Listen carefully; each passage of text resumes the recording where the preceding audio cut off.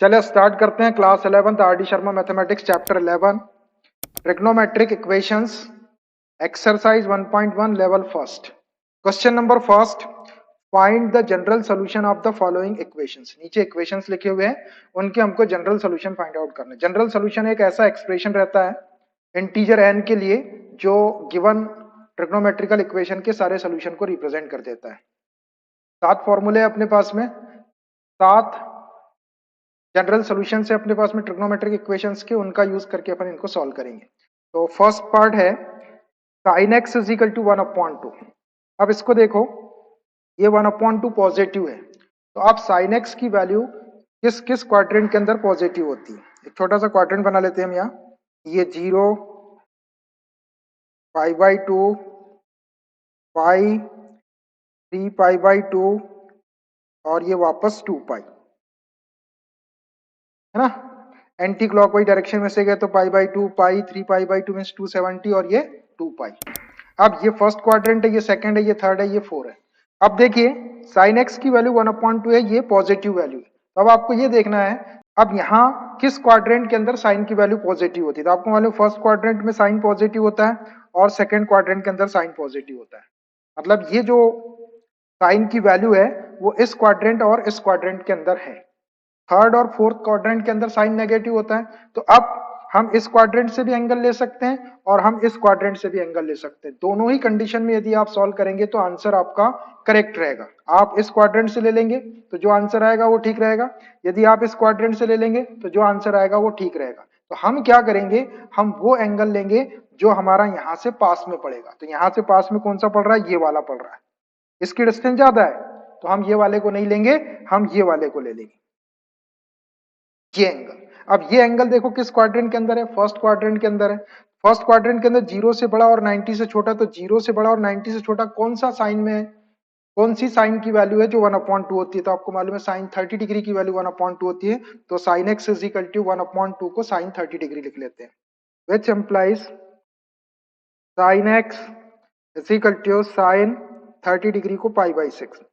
Sign π/6 की value 1/2 होती है। अब अपने पास sine theta is equal to sine alpha का जनरल सोल्यूशन है। If sine theta is equal to sine alpha then theta is equal to n pi plus minus 1 की power n into alpha, where n belongs to integer, उसका use कर लेते हैं। If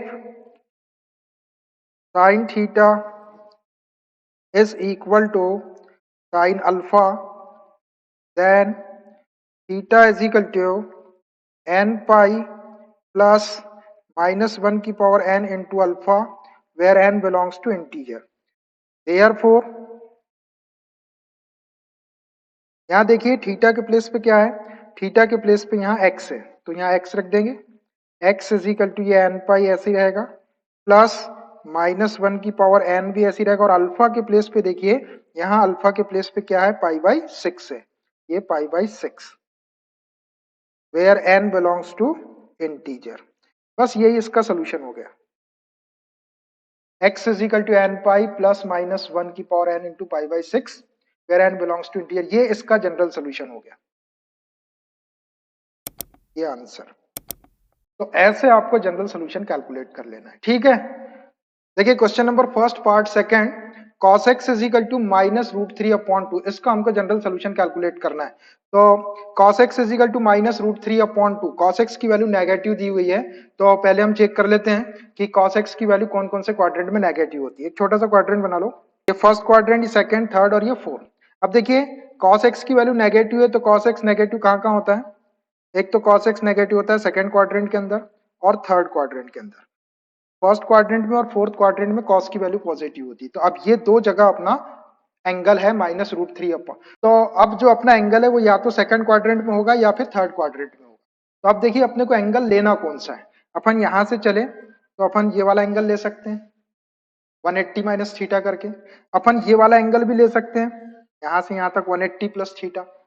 अपन चाहे तो इस डायरेक्शन में चले तो ये नेगेटिव एंगल ले सकते हैं ये वाला, और ये वाला एंगल ऐसा नेगेटिव डायरेक्शन में ये भी ले सकते हैं। अब अपने को एंगल लेना कौन सा है, तो जहां से हमको एंगल पास में पड़ेगा हम वहां से लेंगे। तो यहां से एंटी क्लॉकवाइज डायरेक्शन में ये वाला एंगल अपने को पास में पड़ रहा है, ये कौन सा है, ये है 180 माइनस थीटा। अपन इसको ले लेंगे, इसको भी ले सकते हैं लेकिन ये दूर पड़ रहा है तो इसको मत लो, जो पास में पड़ रहा है उसको ले लो। आप इस डायरेक्शन में जाके भी ले सकते हैं, आंसर सबसे आएंगे थोड़े थोड़े अलग आपको दिखाई देंगे, लेकिन वो करेक्ट आंसर रहेंगे। cos x is equal to minus root three upon two, which implies cos x is equal to, इसको लिख रहे हैं हम cos 180 माइनस थीटा। अब देखो root three upon two positive value cos में किसकी होती है, root three upon two 30 degree की वैल्यू होती है, तो पाई माइनस 30 कर लो, 30 को हम पाई बाई 6 लिख सकते हैं। ये हो गया cos 180 माइनस 30। इसको सॉल्व करके देख लो आप, तो आपका minus root three upon two आ जाएगा। cos 180 minus theta second quadrant में, सेकंड में साइन प्लस होता है, ये cos है तो पहले माइनस आ जाएगा, और 180 में नो चेंज तो माइनस cos 30 डिग्री, और cos 30 डिग्री की value root three upon two, और सामने माइनस है तो minus root three upon two आ जाएगा। मतलब इस minus root three upon two को हम cos pi minus pi by 6 लिख सकते हैं, which implies cos x is equal to cos, इसको सॉल्व करेंगे 6 से LCM 6 pi minus pi 5 pi by 6। देखिए 5 पाई बाई 6 का मतलब होता है 6 से 180 को डिवाइड कर 30 टाइम 30 का 5 में इंटू करे तो 150। देखो ये 150 डिग्री का एंगल है जो 90 से बड़ा और 180 से छोटा है। cos 150 डिग्री की value minus root three upon two होती है।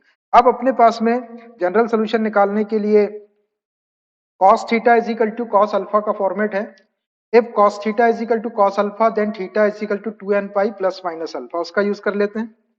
If cos theta is equal to cos alpha, then general solution है theta is equal to 2n pi plus minus alpha where n belongs to integer। therefore यहाँ देखो theta के place पे क्या है, equation में x है, x रख दो, x is equal to 2n pi plus minus alpha के प्लेस पे 5 पाई by 6, 5 pi by 6 where n belongs to integer। बस यही आपका जनरल सोल्यूशन हो गया, which is the general solution of given equation। x is equal to 2n pi plus minus 5 pi by 6 where n belongs to integer। ऐसे आपको general solution निकाल लेना है, ठीक है। Question number first part third, cosec x is equal to minus root two, इसका general solution calculate करना है। तो देखिए अपने पास में जो जनरल सोल्यूशन है वो साइन कॉस और टेन के, ये कोसेक है तो पहले इसको साइन में कन्वर्ट कर लेते हैं, which implies ये cosec x is equal to minus root two है, तो इसको साइन बनाने के लिए दोनों साइड का रेसिप्रोकल ले लेते हैं, तो इसको 1 upon cosec x is equal to, ये माइनस रूट टू है तो इसको माइनस 1 अपॉन रूट टू ले लो।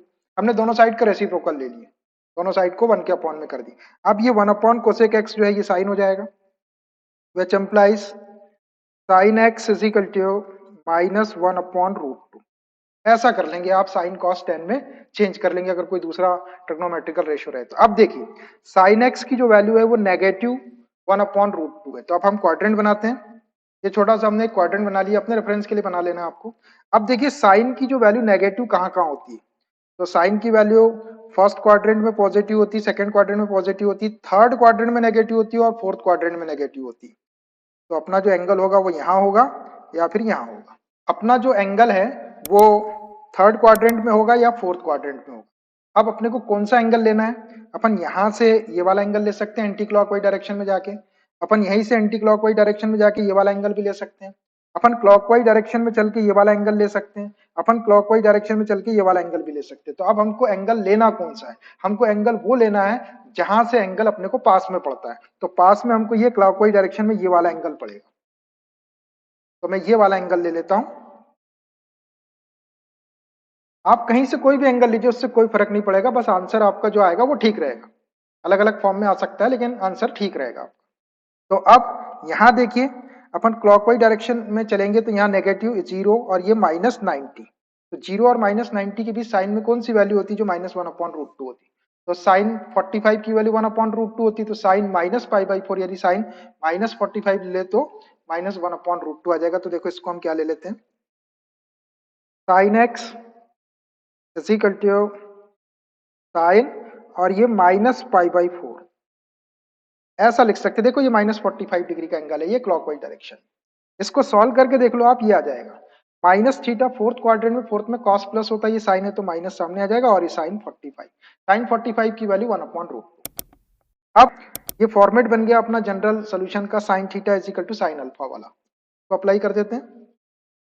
if sin theta is equal to sin alpha, then theta is equal to n pi plus minus one की power n into alpha where n belongs to integer. ये general solution है। Therefore theta के place पे x है और alpha के place पे minus pi by 4 है। रख दो थीटा के प्लेस पे x is equal to n pi plus minus one की पावर n इंटू अल्फा के प्लेस पे माइनस पाई बाई 4। इसको थोड़ा सा और सॉल्व कर देते हैं, which implies x is equal to n pi plus minus one की पावर n, और ये माइनस पाई बाई 4 को अपन minus one into pi by 4 ऐसा लिख सकते हैं, which implies x is equal to n pi plus, अब ये देखिए माइनस वन की पावर n है और ये माइनस वन की पावर 1 है, तो बेस सेम है तो पावर ऐड हो जाएगी, माइनस वन की पावर n प्लस वन कर दो इसको, माइनस वन की power n plus one into pi by 4 where n belongs to integer. ये इसका जनरल सोल्यूशन हो गया।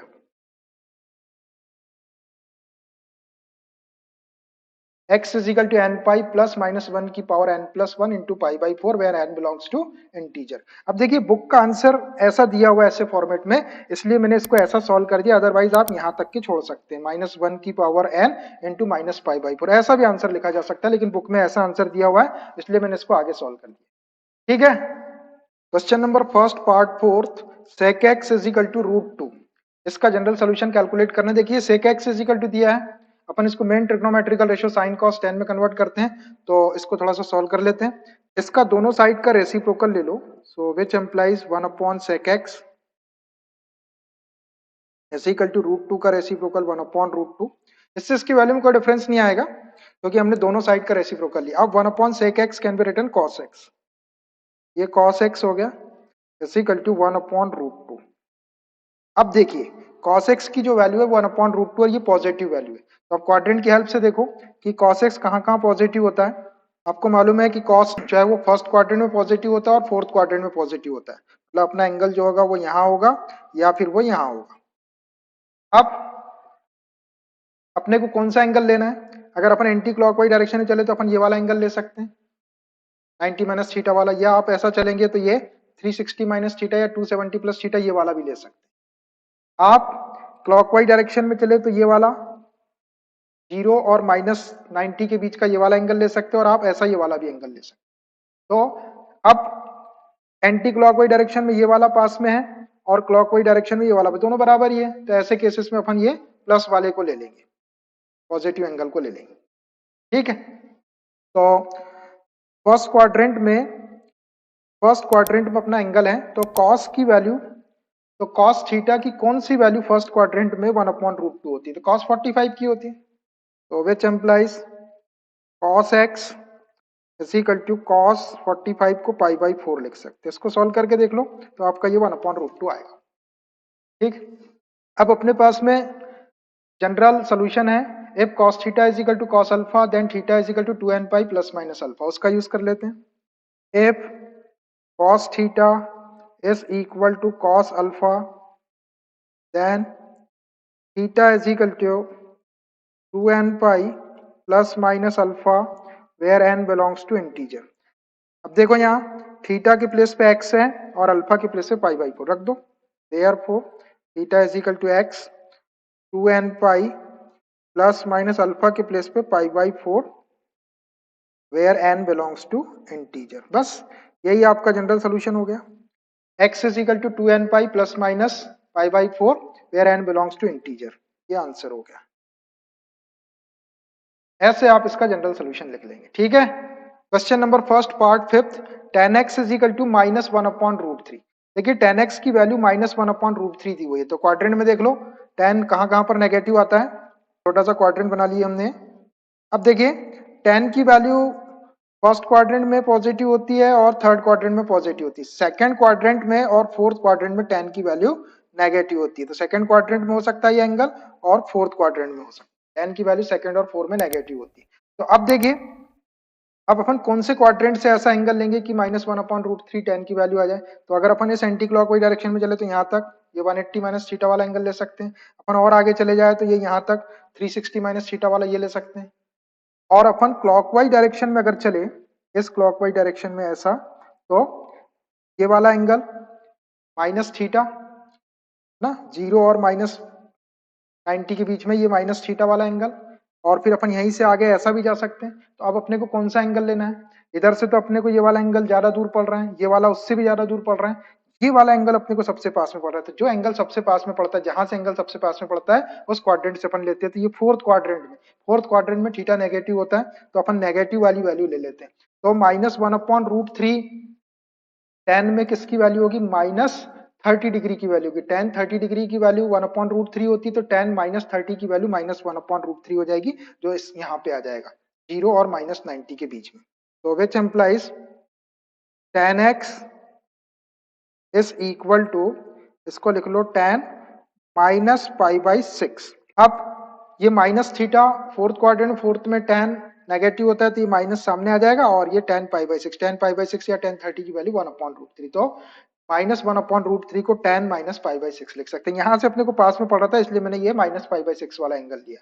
किसी ने अगर ये वाला एंगल ले लिया 180 माइनस थीटा, तो वो भी ठीक आंसर है। किसी ने अगर ये वाला एंगल ले लिया आपका 360 माइनस थीटा वाला या 270 प्लस थीटा वाला, तो ये भी ठीक है। लेकिन हम क्या करते हैं, हम जहां से एंगल हमको पास में पड़ता है वहां से लेते हैं।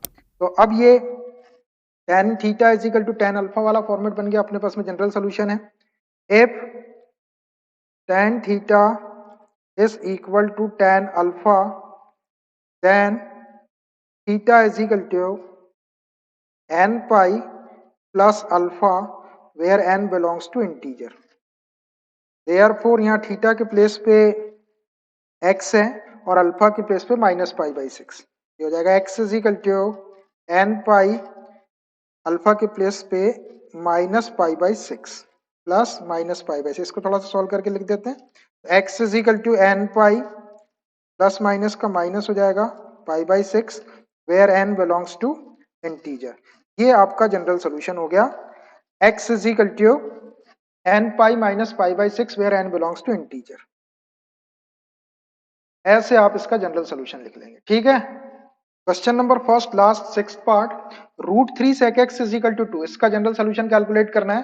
तो ये sec x दिख रहा है, इसको पहले मेन ट्रिग्नोमेट्रिकल रेशियो cos में कन्वर्ट कर लेते हैं, which implies ये √3 को क्रॉस मल्टीप्लाई कर दो, तो sec x is equal to 2/√3। दोनों साइड का रेसिप्रोकल ले लेते हैं, तो sec x का 1/sec x हो जाएगा, और 2/√3 का रेसिप्रोकल √3/2। रिवर्स कर दिए क्वांटिटी को। अब ये 1/sec x can be written cos x, which implies ये cos x is equal to √3/2। अब देखिए cos x की जो वैल्यू है वो √3/2, ये पॉजिटिव वैल्यू है। तो अब क्वाड्रेंट से देखते हैं कि cos की वैल्यू कहाँ कहाँ पॉजिटिव होती है। ये छोटा सा क्वाड्रेंट बना लिए। cos की वैल्यू आपको मालूम है फर्स्ट क्वाड्रेंट में पॉजिटिव होती है और फोर्थ क्वाड्रेंट में पॉजिटिव होती है।